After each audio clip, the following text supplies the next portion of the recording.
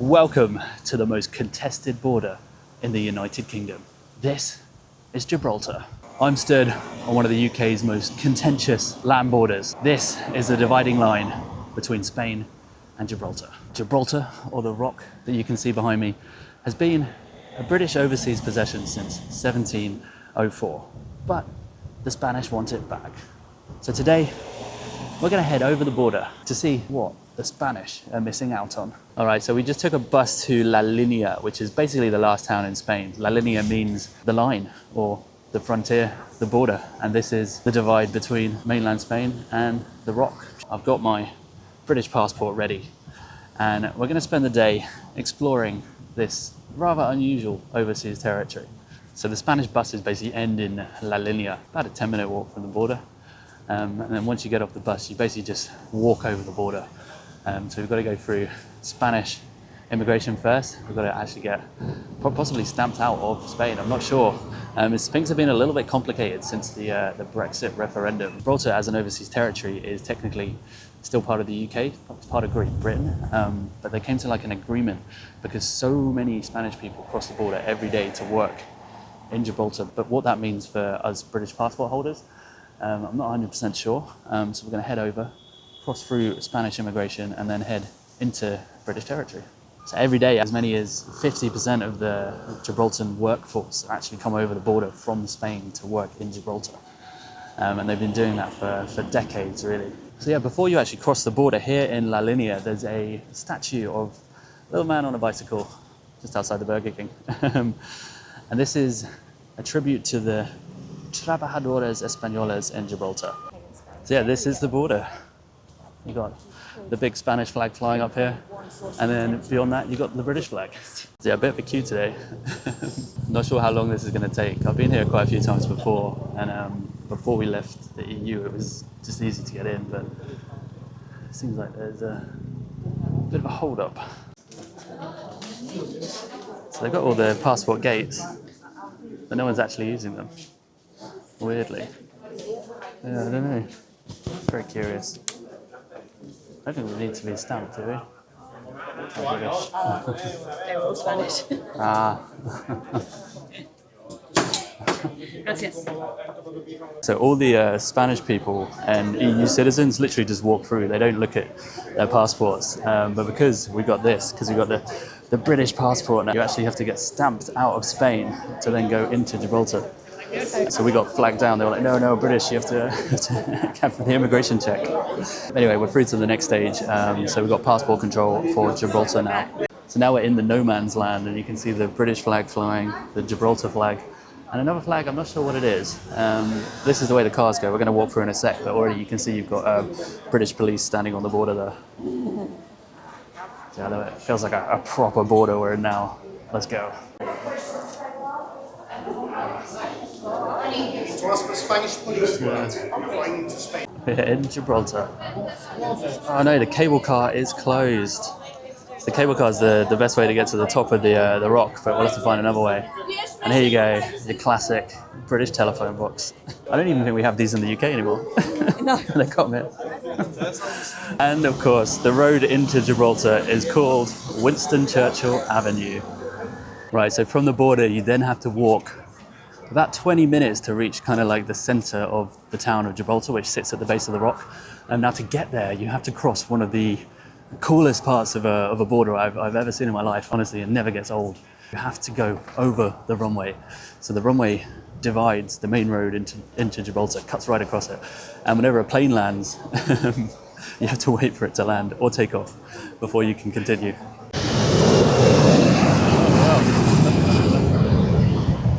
Amazing, we just got here just in time. You may have just seen on the video the EasyJet flight taking off from the airport just behind me. Right, here we go, we're on the move again.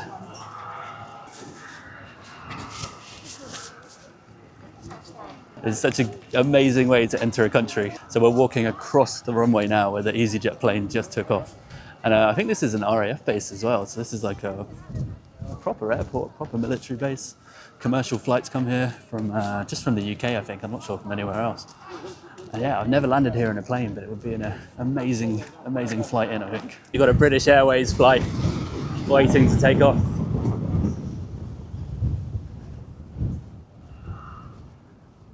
So yeah, you have to cross the entire runway on foot. You can take a bus from the border, but I think this is the best way to enter Gibraltar. So it's proper windy here, so I think that's the reason the cable car is closed. It's so windy, Claire almost lost her hat. I can't see anything. She can't see anything. I need to tie my hair up. Oh dear. The hazards of crossing the Gibraltar border. So you get the road signs are exactly the same as you'll find in Britain. It's not a huge territory. It's literally just the rock and then reclaimed land all around it, which is why the runway is kind of between the border fences and the actual town proper. So you can pretty much get around the base of it on foot. It's just getting to the top of the mountain that's a little bit trickier. I think around 30,000 people live here, so again, not huge. More telephone boxes. So Gibraltar has millennia worth of history, which I'll get into as we explore the island. But a bit more recent history, just on the way into Gibraltar, this petrol station here has a bit of a dark story behind it. In 1988, 3 unarmed IRA members were shot dead here by British SAS forces. And no one's quite clear why they were killed. There was some sort of bomb plot going on. But yeah, it just goes to show that there's always been some sort of, even here, far from the shores of Ireland, there was trouble during that long conflict. So this is the modern part of Gibraltar. Honestly, if it wasn't for the giant rock behind us and the sunshine, this could be like Birmingham or Leeds or Sheffield. So while Gibraltar is an overseas territory, and Gibraltarian citizens also have British citizenship, and they also basically are self-governing and they make their own laws for the most part, apart from defence and international relations. So you can see they take advantage of the lax financial laws they have here, and there's a lot of casinos here, a lot of online gambling companies are based here, and there's a lot of finance going on as well. You've got all your classic British chain restaurants, or Irish as well, O'Reilly's, Gibraltar. There's a Las Iguanas and a Wagamama's, of course. That's when you know you're in Britain. So yeah, Claire's taking us a little detour down to the marina, where you got fancy yachts like the Sunborn, where you can stay for probably £1,000 a night. I don't know. But we're going to find a coffee shop because she's hankering for an oat milk cappuccino. All right, so we're ready to go. But we just stopped off here at this NAFI to get some coffees. NAFI is the military kind of catering organisation, which you find in military bases around the world, British military bases around the world. So there's obviously a huge British military presence in Gibraltar. There always has been. Again, we'll get into that when we get into some of the historical parts, and I'll explain it. But of course, £2.50 for a nice latte.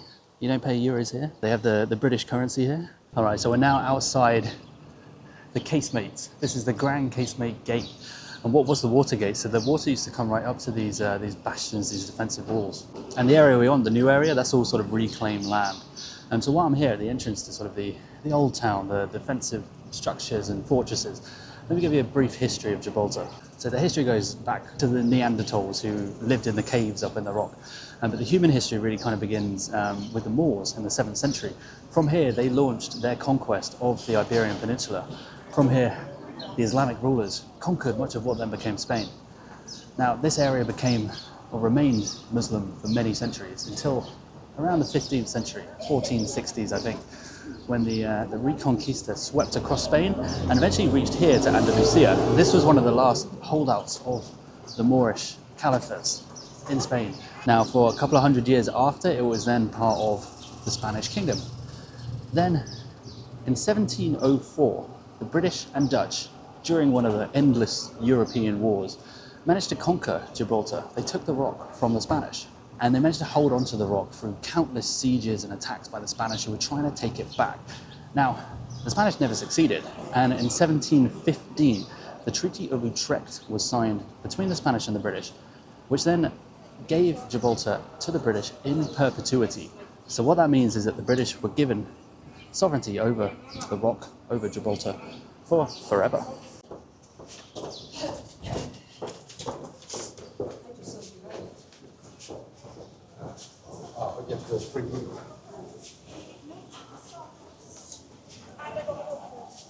So we just come inside the casemates, and now what was basically a military square, like the center of the bastions and the fortresses that were built to defend Gibraltar, is now a very lovely plaza where you can go to a Taco Bell, you can go to the pub, And you can do some shopping, duty free of course. Oh, Claire's heading for the Cornish pasty shop. Taste of your Cornish heritage, Claire. They can't do proper Cornish pasties. Little piece of the UK and Spain. So we were just hanging out, checking out the pasties, and the local police came over. The guy's actually from London. He gave us this little leaflet about how the police are helping tourists out, and he said he didn't let me film him on camera, but he did say that the police are also acting as tour guides today. So he was giving us information about how to go and see the rock, how to see the monkeys, how to see the dolphin safari, and then he was asking how the border was and saying that that actually there's still a lot of tensions between Spain and Gibraltar since Brexit. I thought this was part of the Schengen zone, and they had like a kind of separate agreement to the UK, but he actually just said that they're no longer, or they're not part of the Schengen zone since Brexit. That agreement is still under development. It hasn't been put into place yet. So he was asking if we had a lot of trouble getting over the border, if it was busy, that kind of stuff, because apparently there can be a lot of long delays because the Spanish just aren't happy with the situation here. So these are the police guys that were chatting to us, just hanging out on a Sunday afternoon, helping out the tourists. This is Gibraltar's main street. Not a very imaginative name. This comes up from the Casemates, and this is kind of the more, I wouldn't say modern area, but the kind of the living area where people actually live and do business and stuff. And it has a very Spanish kind of vibe to it. Like it looks like a Costa del Sol street, really. But then you've got all the British shops, really, and all your souvenir shops. Like you can get your Gibraltar t-shirts on the rock. There you go. Gibraltar, United Kingdom since 1713, and then the famous monkeys. And of course, you've got your classic Royal Mail post boxes here. This is the actual post office. It's very flamboyant, isn't it? Yeah, much more than you get. Made in Scotland. So a lot of stuff's closed today because it's Sunday, but just to give you an idea of one of the things to do in Gibraltar is just to buy a ton of booze, because you can get bottles for, it's pretty cheap, to be honest. I mean, a lot is £8.95 for a litre of gin. Not bad at all. Yeah, it's Gordon's though. Oh, it's Gordon's, but Old Navy rum, a litre of rum for £5.75. That's a steal.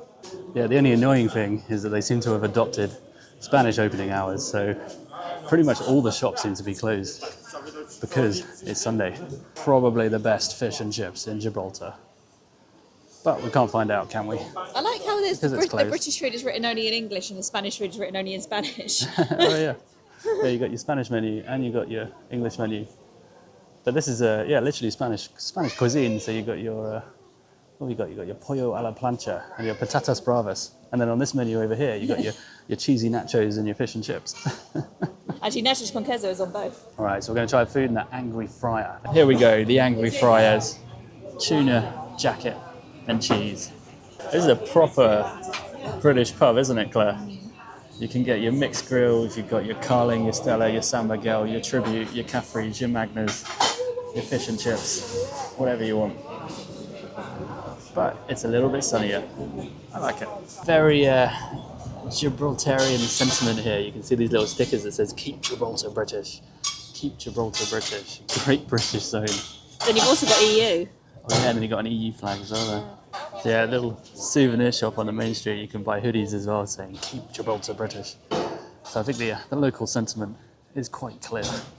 But of course, the only difference here is that they do drive on the right-hand side of the road and not on the left like we do back home.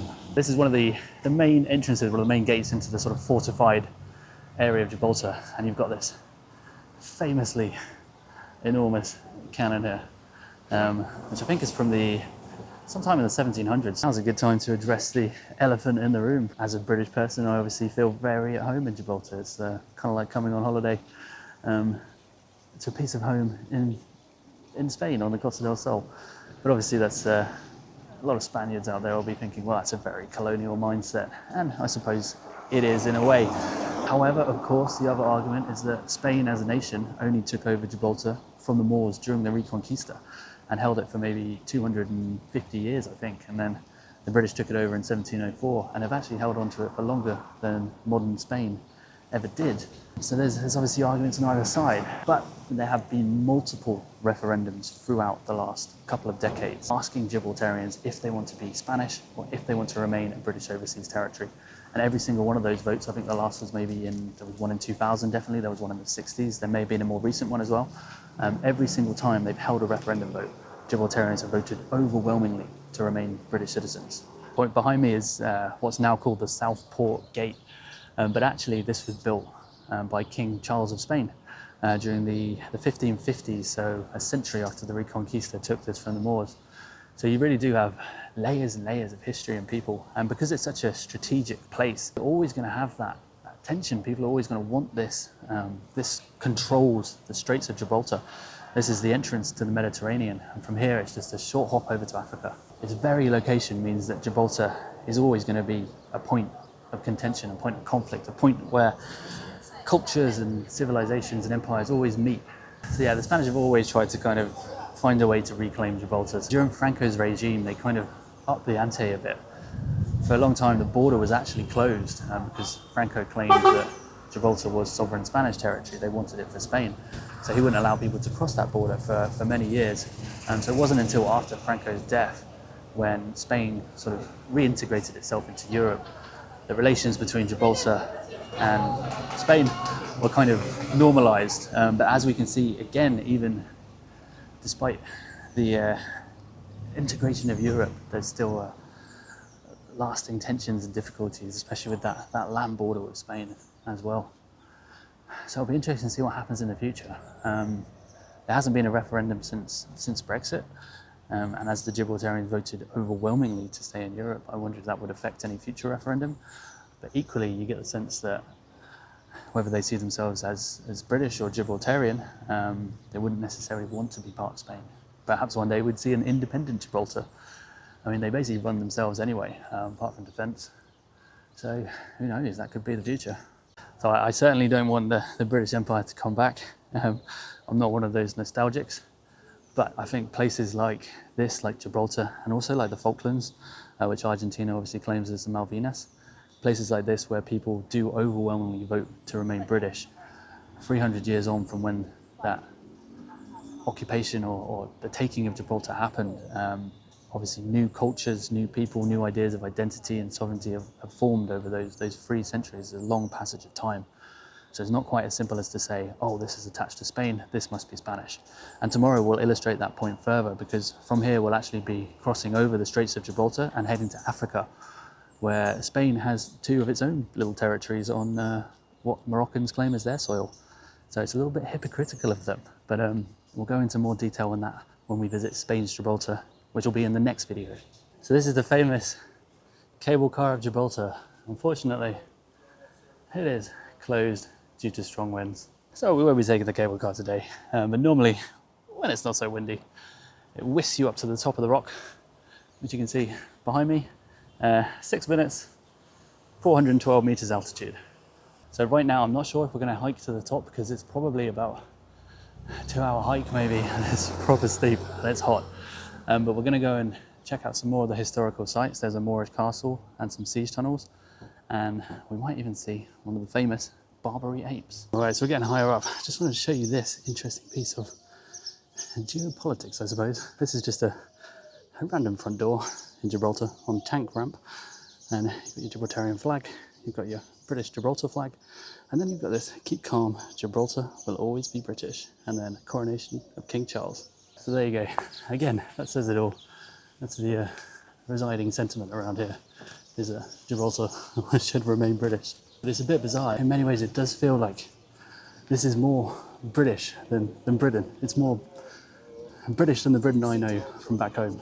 But seeing so many British and Gibraltarian flags, seeing posters from the coronation of King Charles, and there's been pictures of the Queen, the late Queen Elizabeth II, it feels more patriotic than we are back home. And I think that's because Spain is literally just there.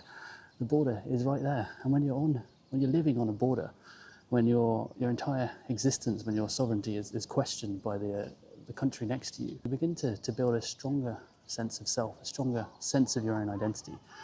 And I think that's why Gibraltar can feel over the top British almost. It can feel almost too British, more British than we have back home. And that's because they need to be. They need to define themselves more robustly to the Spanish, who are saying they're not British, who are saying they are Spanish. Claire's complaining about how steep it is.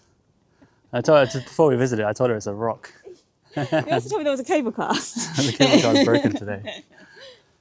Anyway, we're inching our way up the slopes, and we're almost at the Moorish castle, which is where a lot of Gibraltar's human history really begins. The upper rock nature reserve begins here, so you can't take your cars past here unless you're a local, I think. And non-locals have to pay £25 to get it in. A little bit steep. As steep as the walkway's up, but yeah, we'll do it. All right, so this is the Moorish castle. And some 18th century gun batteries. So let's talk about the Moors. So the Moors, as in the Islamic peoples from what we now call North Africa and the Islamic caliphates that stretched across the Middle East, they arrived on the Iberian Peninsula in the early 8th century AD. And Gibraltar was actually named after the Moorish sultan or commander who was called General Tariq, and they called it Jebel Tariq after Tariq, and that was then Jebel meaning mountain and Tariq being the Islamic commander's name, and that then kind of morphed into Gibraltar over the years. So that's where the modern version of the name comes from the Moors. The Moors built a fortress. They built this fortress that we see here and fortified the island, and then from here they launched their conquest of what was then the Iberian Peninsula that was home to the Visigoths and the Vandals. So this is where the Moors secured their first foothold before then conquering much of the Iberian Peninsula. Let's take a peek inside.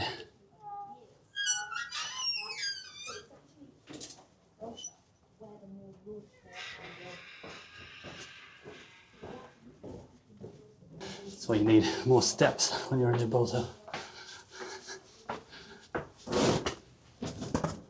And I mean, standing up on here on this Moorish tower, you can really kind of understand why this would be the launch pad for an invasion, and then why so many civilizations, kings and empires have coveted this tiny rock for so many years. From here you can see where we came in. So down here is what is now the airport and the border, and then over here is Algeciras, and then in the distance you can just about see North Africa, Morocco, and the Spanish exclave of Ceuta is over that way. So I mean, like everyone else, the Moors kind of turned this into a fortress basically. And as you'll see as we head up to the tunnels and the great siege works, the British, after they took it from the Spanish, who had themselves taken it from the Moors, then effectively turned this into just a giant fortification, a giant castle.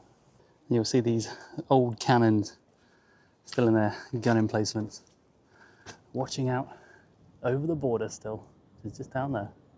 Right, up on the roof there, our first Barbary ape. So I'm not sure how high up the rock we're going to get today, but when I've been here before, there've been literally herds, I don't know what you call families, packs of monkeys, the Barbary apes, which are kind of not necessarily wild, semi-wild, but they live in fairly large numbers at the top of Gibraltar, up this way. But you'll see one or two of them down here, but most of them are sort of focused in a kind of central feeding area, which is where the cable car stops. They're kind of cool the first time you see them, but then they start stealing all your stuff. They take your water bottles, they rummage through your bags because they think you've got food in them. Just up from the Moorish castle are Gibraltar's World War II tunnels. All right, there we go. Let's do this. So these are the old World War II tunnels, and you've got to wear a hard hat to come in. There's loose rocks. Oh, there's a bar here, but the bar's closed. The tunnel is rest. Oh, not open today, Sunday. Oh, and, oh wow. So there's an entire Spitfire just hanging from the ceiling. So during the Second World War, Gibraltar basically became a fortress. The entire civilian population were evacuated and sent to Caribbean islands, other British colonies, and to Europe, to London, and the United Kingdom. And in their place, Royal Navy, Army, all military personnel were drafted in to then basically just garrison the island, protect it from the threat of German invasion through Spain, which was fascist, although it was neutral. Franco obviously would probably have been quite happy to take Gibraltar back during the war if he had a chance. Now, no one's really quite sure how many miles of these tunnels were built, but they are extensive.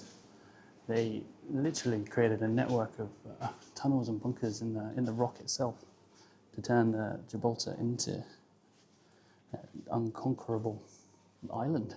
Remarkably, Operation Tracer, which you can see an information board behind me about, was a covert James Bond-like plan to leave behind several British spies in the rock itself. So many secret tunnels were built, and some of them were equipped with entire living quarters and life support systems almost, water tanks and radio rooms and generators. And the idea was that if Gibraltar was taken by the Axis forces, by Germany or perhaps by Franco-Spain, then several British officers from the intelligence services would basically stay behind. They would seal themselves off in these secret tunnels, these secret living quarters, and spy on the enemy, eventually helping the recapture, I suppose, of Gibraltar later down the line. And amazingly, people volunteered for this, to be basically shut in and sealed inside these little listening caves. They're called stay-behind caves, where they would have no idea if they would ever make it out alive again. So luckily for the people that volunteered to stay behind, they didn't actually have to do that, because Gibraltar was never sort of directly invaded during the war. I think there were lots of bombardments and air raids, but the Germans or the Vichy French or the Spanish never actually attempted to attack. That's why you wear a helmet.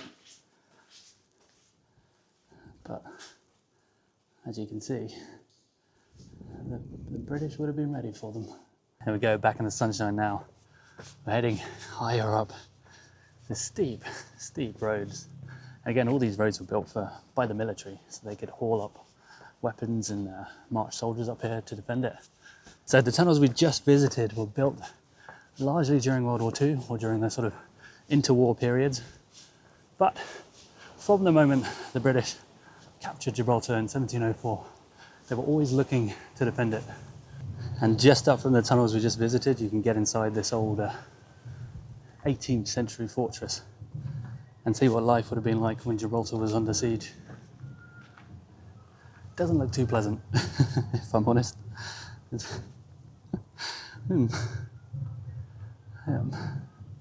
Probably would have got a flogging.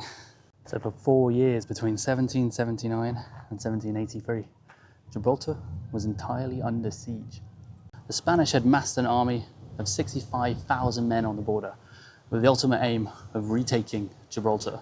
Ultimately, the Spanish attempts to retake Gibraltar failed, and from then on, the British only fortified their position on the rock. So that was the City Under Siege exhibition, where you can learn about what is the longest siege ever endured by the British Army, which was over 4 years. Soldiers, sailors, civilians all endured outbreaks of dysentery, smallpox, influenza, and at the same time they were under continual bombardment from Spanish ships in the Straits of Gibraltar, and the Spanish army lined up on the mainland as well. And if it wasn't for relief convoys that brought, fresh fruits and vegetables, people would have died of scurvy and malnutrition and all sorts of other diseases. So it's incredible, really. It was just a war or a siege of attrition, and the British held on longer than the Spanish did on the other side, who were also suffering from lack of food, lack of supplies. So it's a brutal history that Gibraltar really has. And the British flag flying proudly. All right, we're just in time to watch the plane taking off. There's a BA flight down there on the runway.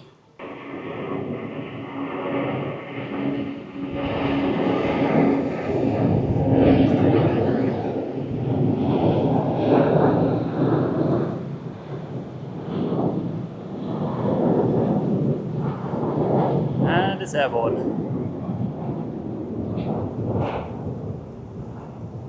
Right, so after watching the plane take off, we're now at the Great Siege Tunnel. Feels like we're back in the Napoleonic era. All of these tunnels were originally carved by hand, excavated by hand, during the Great Siege of Gibraltar. And work began in 1782, during the siege itself, when the rock was being bombarded by the Spanish and the French. Again, these tunnels go on for miles up here. You can hear the patriotic music playing in the cabins. And they've still got a lot of the old Victorian cannons, which were, some of them were possibly here during the siege, I'm not sure. Oh wow.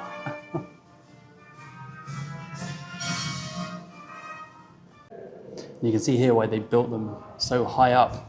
Oh, the wind. Because from here you can see right across into Spain, where the Franco-Spanish forces would be massed, besieging Gibraltar. Apparently the French commander of the siege was so impressed by these tunnels when he eventually saw them afterwards that he called them works worthy of the Romans. I think that's a very apt description. And we just come down to this little viewpoint, literally perched on the edge of the rock. And you can feel the wind, but behind me you can kind of see where we just were walking, literally through the rock that was carved largely by hand. So it's really, like the French general said, works worthy of the Romans. Yeah, if you're scared of heights, don't come up here. You see right the way down. Oh my.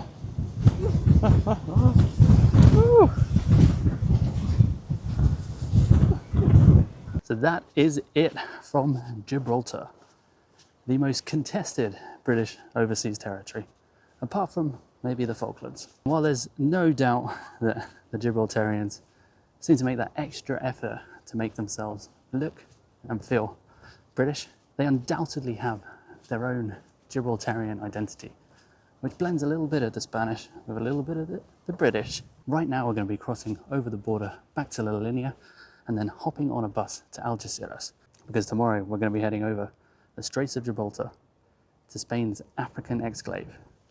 Because quite frankly, it seems that the Spanish are being a little bit hypocritical when it comes to Gibraltar.